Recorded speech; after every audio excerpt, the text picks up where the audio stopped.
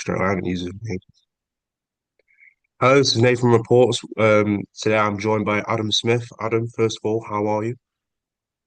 I'm good, thanks, Nathan. Very busy at the beginning of 2026, which is going to be another thunderous year in our sport. Week in, week out, there's fabulous fights on DAZN, and now Sky are back into it. We've got Zuffa Boxing, Ed Pereira's coming up with something in San Francisco, and there's just a lot of interest in our sport, which is fantastic. And I'm just glad that I'm commentating week in, week out on DAZN, and yeah, a huge amount to look forward to.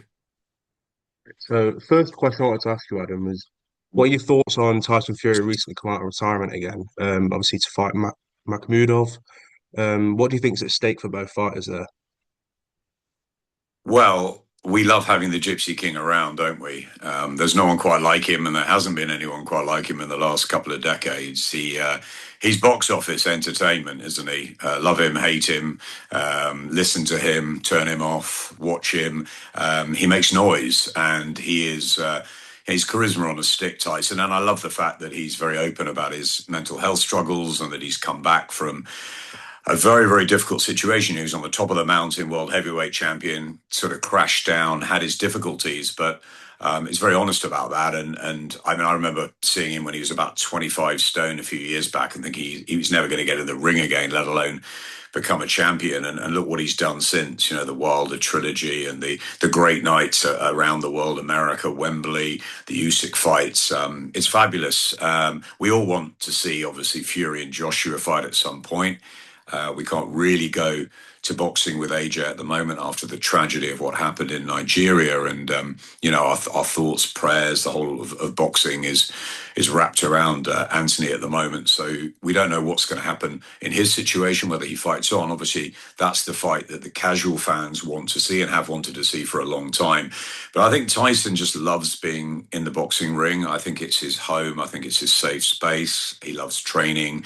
He loves a purpose. And yeah, look, he's had time out since the Usyk fight. I think he wants Usyk again. I think he wants Joshua.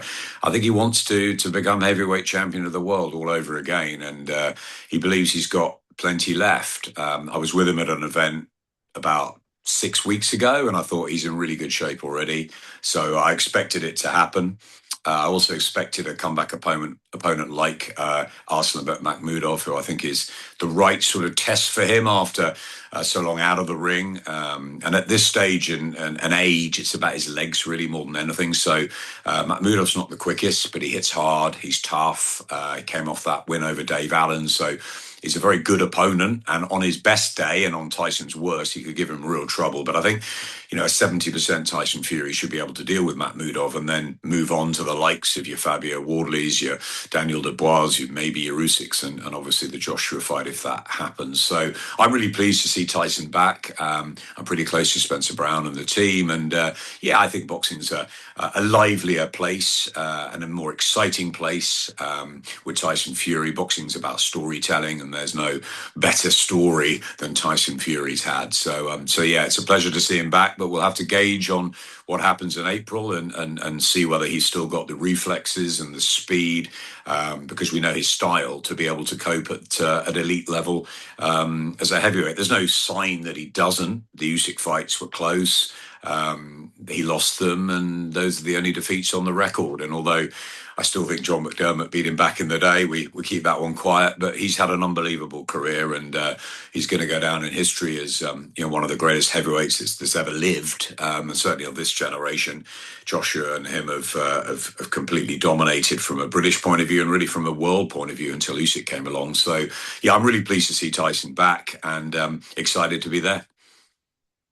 Yeah, it's definitely going to be an interesting fight. Kind of staying with Fury, obviously Deontay Wilder was on TalkSport. He was kind of in a bit of a feud with Simon Jordan over some questions about Fury. Do you think he was out of line with his reaction and obviously claiming that Tyson Fury cheats in the sport? Nathan, that's a very good question. Boxing is very subjective, and we live in a world of rumor, speculation, outrageous chit chat, 24/7 social media. People are looking for clicks. People are looking for entertainment and excitement out of the squared circle as well as in it. And that's what makes boxing the fascinating, most unpredictable, and peculiar of all sports, and probably the most compelling of any, because it's got these characters, it's got these differing situations, and everybody's got their view. When we call a fight at ringside, Darren Barker, Barry Jones, and I, some people agree, some people don't. The judges have their say, and there's always going to be an argument, a debate, a controversy, a fallout. I don't think if you line up 20 boxing fans, everyone's going to have the same opinion on a fight or a fighter or a situation. So, yeah, look, I mean, it's obviously was a heated situation. I wasn't there. Spencer Oliver told me all about it.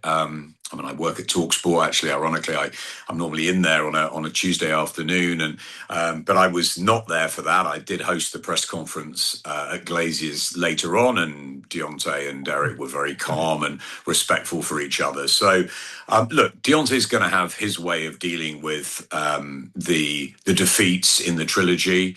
It was a draw in the first fight. I personally felt that Fury won that fight. Fury got up off the floor in that sort of WWE moment, which is never to be forgotten. I was there for the second fight in Vegas. I was sitting up in the stands actually at the MGM in Vegas, and I thought it was one of the best performances from any British fighter away from home. I thought Tyson Fury was absolutely fantastic that night, and the third fight was the best of the trilogy, and save the last best, whatever. Maybe Deontay wants a fourth fight. Maybe he's just not come to terms with the fact that he lost two of the three.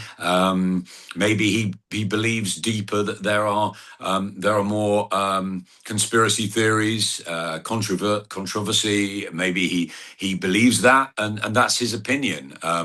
You're never going to tell fighters what to say. You know, the beauty of fighters is that they say what they believe. Conor Benn talks from the heart. Chris Eubank Jr. talks the way he talks, and it may be, you know, the way that he deals with press conferences may be seen as slightly manipulative and slightly controlled and slightly preordained, but that's what they do. Fighters sort of take on these characteristics. But I tell you what, you know, behind the scenes, and I'm privileged enough to be very close to a lot of these fighters.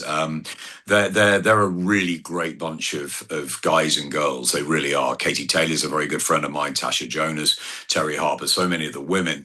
And in the men's division, I mean, Deontay Wilder and I have a very, very close connection. He was there through my cancer struggles, and so was Tyson Fury, actually. A lot of them were. And, you know, you see when boxing has problems, you know, the boxing group, the circus, the ones that maybe are trying to stick the knife in at different places and the different agendas they come together. It's a very decent group, actually, if you go down to the very bottom, which I suppose is why a lot of us have been around it for so long. So look, Tyson Fury has said what he's got to say about the situation. Deontay Wilder has very much said what he has. Simon Jordan's a brilliant broadcaster. I love working with him. And he'll always try and get something out that is uncomfortable. That's what happened. There was an explosion. Does Deontay regret it? I doubt it. He was in a very different frame of mind later on. These fighters blow hot and cold. Derek Chisora's chucked tables. He's kissed fighters on Valentine's Day, and yet the other day he was calm and cool, and you know was just. They both were very human and very emotional in a sort of lovely, respectful, connecting way, which you wouldn't have predicted beforehand. You'd have thought Wilder and Chisora come together, there's going to be fireworks. What chaos is going to go off at the press conference? But, you know, the two of them are older in the tooth. They're more mature. They're more relaxed and more comfortable in their skin. So Deontay's going to say what he believes in. You're not going to stop that. But what I will tell you is that I had 20 minutes with him after the press conference on Wednesday night, and he was, I mean, you couldn't have got a more caring, more emotional, more lovely, lovely guy. So look, what he says in front of the cameras, what he says when he's provoked, what he says in what he believes in, he's going to do that. And, you know, love him or hate him, that's the bronze bomber. But I know the real Deontay Wilder, and he's a very, very good guy. Yeah, definitely. So when we were to obviously Matchroom released a great promotional video. I don't know if you saw it between Leigh Wood and Josh Warrington. Did you see that? I did. I thought it was absolutely fabulous. I mean, it's Yeah. just, it's You've got to be creative in this business, and to do things that are different like that, unexpected, is obviously going to catch eyeballs. To be honest, I don't think this fight needs much promoting. I think it's a cracking battle between two terrific pros. World champions in their heyday. Yes, again, like Wilder and Chisora in the twilights of their careers, the back end, but they've got beef, they've got controversy after their first fight. Josh was winning the fight, Leigh ended up with the victory, and they don't like each other. Plus, they've both got an army, a legion of fans, Nottingham and Leeds. The arena's packed out. I cannot wait to go. Again, you shouldn't, as a broadcaster, get too close to fighters, but it's just my nature. I do, and I like them both very much. I have a lot of time for Josh after what he's done and how he's brought his career through from being almost like an area level fighter on the small halls, and then he sort of came through a bit like a young Ricky Hatton. He was selling tickets around the Leeds estate. He went in phenomenal atmospheres in Leeds, and obviously the Ellen Road nights. So yeah, both of them, and Leigh has just been incredibly exciting over his career. He's had a fantastic trajectory as well after quite a slow burning start. I remember catching up with Ben Davison and him in lockdown, and they really started a motor after that. So yeah, look, both guys bring excitement, they bring drama, they bring a big fan base, and it's going to be a cracking night on February the 21st in Nottingham. I'm really excited. My daughter's at university there. I think she's drumming up all her mates as well. And look, it's a great city, Nottingham, for sport. Forest Liverpool are playing that day as well. I'm a big Liverpool fan, so it's a massive day of sport. And yeah, can't wait to be ringside for it. Big fight night for DAZN and Matchroom, Wood Warrington too. Love the promo video, but as I said, probably didn't need it. Yeah. So it's obviously, excuse me, it's obviously a very big fight for both of these two. Obviously, they're both coming to the end of their career. How do you see it going? Obviously, Leigh obviously really wants his city ground fight. But do you think a loss for either of these two could maybe see the end of their career? I'm sure Leigh wants a city ground fight, and maybe it would be someone like a Conlon, who knows? Or we could have an all Yorkshire derby. Josh Padley's terrific win in Newcastle the other night. Can you imagine Warrington and Padley at Ellen Road? So that there's some really interesting fights ahead. Maybe, as you say, the last two or three in their careers. So I think, yeah, for the winner, it's going to be a very rosy 2026. For the loser, you wonder where they'll go. I guess if Josh wins and it's one apiece and it's a great fight again, you could do a trilogy. So I always think when great matches happen, like Wood Warrington or Wilder Chisora, let's see the fight, because if the fight's good enough, we can see it again. I mean, we waited how many years, for almost 20 years, for Amir Khan and Kell Brook. And I remember saying at Sky that don't worry, we're going to get a cracking rematch. It can only be an electric first fight. And it was one-sided because of the stages maybe of their career, the styles. Amir didn't really turn up and Kell was very dominant. So it didn't really warrant a second fight. So let's just have a look and see what happens here. We all love a trilogy. If Warrington gets the win in a dramatic fight again, we could do it again in Leeds. So those two are always going to be meshed in history together. Let's just enjoy this one.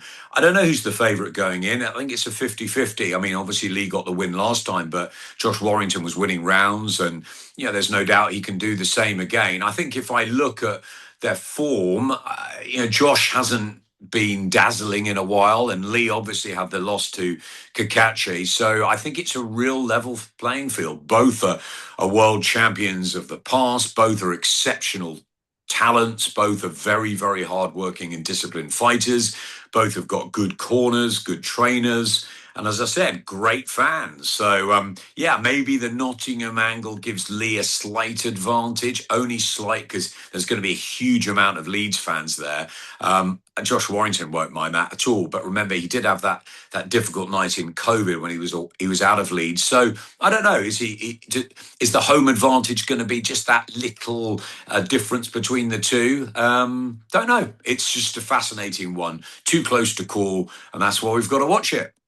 Yeah, that's why it's going to be such a good fight. Obviously, it's so even. For me personally, I'm a Nottingham lad myself, and obviously I'm living in Leeds, so there's kind of that friction there. But Mhm. I'm personally going to go for Leigh Wood because I'm a Nottingham lad, but each to their own. My I, final I know, I question for know, you. I know Lee's. I know both families really well, so it's a difficult one for me. All I can do is pick up a mic and call it as I see it, and as I see it, I think it's going to be a terrific fight, and I really don't know who's going to win. And I think that's the great thing about fights as close as this, the matches that have been made after especially over the last few years with Turkey Al Sheikh coming in, Eddie and Frank working closer together. The fans are getting rewarded by these terrific, compelling 55-45 or 50-50 matches, throughout cards. I work closely with Izzy Assi for GBM, and the idea even at a slightly lower level is to give really good fights all the way through the night. And I think we're seeing more and more of that. We're seeing great card fights down the card. It was a terrific area title fight in Newcastle the other night. I could have been top of the bill. I mean, it's so. I think we're lucky at the moment. We're in a very good space where fighters are fighting each other and taking those opportunities, and also promoters and managers are making them happen. For the good of us, for the good of broadcasters, and the good of the fans. So I think we're in a rosy period, and long may it continue. Yeah, definitely. Obviously, my last question for you, Adam, is you've had a great career as a commentator with DAZN, some iconic moments working with Sky as well, known as the voice of DAZN, maybe.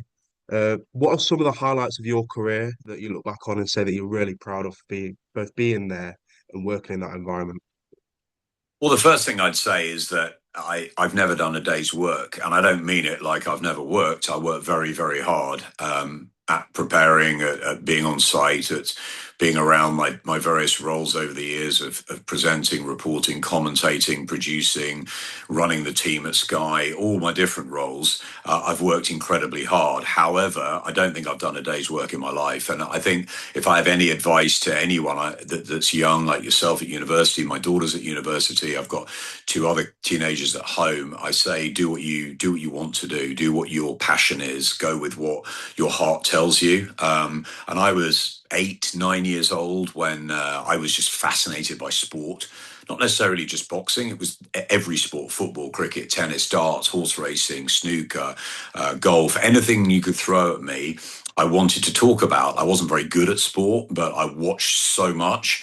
So I used to turn the television down and I used to commentate for fun into a dictaphone and did all of that before my voice had even broken. So I wanted to be a sports commentator since as long as I can remember. So doing that and working hard to try and achieve that, and being around a sport that I have always loved, but that I was compelled to be in, because of the storytelling, because of the wonderful sportsmen and women that are involved, because of the fact it's 24/7 and there's always things happening, and it's just the most incredibly sort of real sport. I love it. And yeah, gosh, memories, so many over the years. I really enjoyed working in teams. My team at Sky, my team at DAZN, the TalkSport team. I love that. I love working with other people. I love working with Frank Warren, with Eddie Hearn, with Ben Shalom, with the Sowlands, the various managers over the years, all the trainers, of course. The likes of Billy Graham, Brendan Ingle, Joe Gallagher, loads of Freddie Roach, loads that I sort of grew up being around. I learned so much of Freddie Roach in that wildcard gym, or Brendan Ingle in Sheffield, or Brian Hughes in Manchester, or Chris Sanagar down in Bristol, or the Tibbs father and son combination in the East End. It's just so many great times of being around gyms, around the fight scene, as a reporter, as a youngster at Sky. Great nights, probably. Naz Kelly in the Garden was a massive one. The seven knockdown thriller. Someone sent me an interview that I did with Donald Trump that night the other day. I mean, both of us were fairly young at the time, but yeah, just like nights like that. Corrales and Castillo, that first fight, probably the best I've ever commentated on. The British heavyweight fight when Danny Williams won with one arm working. The likes of Arthur and Gomez, Macklin and Moore.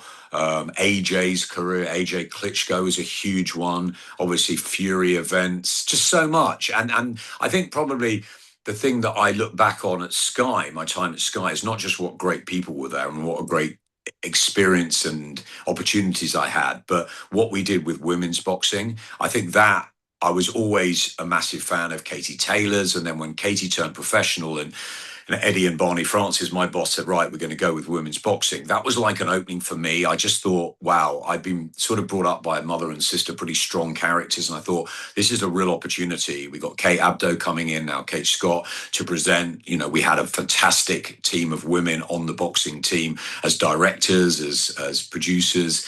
And now we were getting women's boxing up. So we have the likes of Terry Harper and Savannah Marshall and Chantel Cameron and Tasha and obviously Katie and other Clarissa Shields and others. So I think that whole development of women's boxing, and I know I work for DAZN now, which I absolutely love, and I'm very pleased to be there, the home of boxing with Eddie and Frank working together. It's fantastic, the shows we've got. But I think it's really great that Sky have come back into boxing. We need Sky in boxing, and the fact that they've come back with the women, with MVP and everything that Nikisa and Jake are doing to really push women's sport, women's boxing, Caroline and Terry, Ellie Scottney, just fantastic to see Chantel having a new lease of life. I think it's brilliant, and I'm really proud of the ascent of female boxing, so that we're not just talking about the men or the women, talking about great fights, Katie and Amanda, or Lauren Price and Tasha, or whatever, great nights at the Albert Hall, at the O2, just fantastic. And I think I think that's really cool. So there's lots of memories, lots of interviews I've done over the years, which I've loved. Lots of difficult times, obviously, lots of great times. And I think after I was struck down with bad cancer, and I actually had a break in my career. I think coming back, I've obviously got a different perspective on life, as in I'm very grateful for each day now. But I'm also a lot calmer, and I think I really appreciate holding a mic again now. I love it. I loved it. It's almost sort of gone full circle back to sort of that passion and enthusiasm I had as a kid. And maybe at times over the years, you take it for granted, you turn up, you do your job. But actually, every time now I pick up a mic, whether it's for a small show in Romford, a big show in Liverpool, or a grand show in the States, or in a stadium, or wherever, I take it seriously, I take it professionally, and I try to do the best job I can, because I love it. And I think that's the key. It's the passion. It's the mixture of passion and dedication. Alexander Usyk told me something. I spent some time in Gandia in his camp about 15, 16 months ago, and that was really eye-opening. And I just said to him, he was doing some incredible things, juggling 350 times with a sort of shuttlecock, and, playing football and tennis and swimming like an Olympic swimmer. I mean, the stuff he did was just out of this world, away from boxing. And I said, how are you so talented? And he said, it's not about talent. It's 1% talent and 99% discipline and dedication. And I think if I was to say any young aspiring sports journalist like yourself, or would-be broadcaster, or anyone that wants to get into this space, if you're passionate enough, and if you want it enough, and if you work hard enough at it, you will never do a day's work in your life. And it's, I'm very, very lucky to have had the career I've had, and long may it continue. Adam, thank you so much. I really appreciate you coming on. The last thing, what is going on in your life? What's going on in my life? Well, I'm at home at the moment, with my wonderful wife, and I've got 3 kids. Jessamy is at Nottingham Trent doing criminology. Oscar is about to do his A levels and wants to go and make a lot of money, I think, somewhere. He's very, very academic and smart and financially orientated. And then I've got this whirlwind of a 3rd child, Tilly, who's 14 going on about 28, who's very vibrant and changes her mind each day about A, what her hair looks like, and B, what she wants to do. But she'll do something pretty cool. I think she had a YouTube channel when she was 7, so you can imagine the sort of character she is. So they keep us busy. I watch a lot of sport. I try and help give back as much as I can, and I'm always there at the end of a phone for people who need advice, and I need advice and support as well. I've got a good family around me, some great friends, and look, I'm grateful for every day. I have a stoma. Life is difficult and different now than it was before. That can be a pain at times, but you get used to it. I'm never going to be 100% physically fit, but I like walking and keeping myself in as best shape as I can.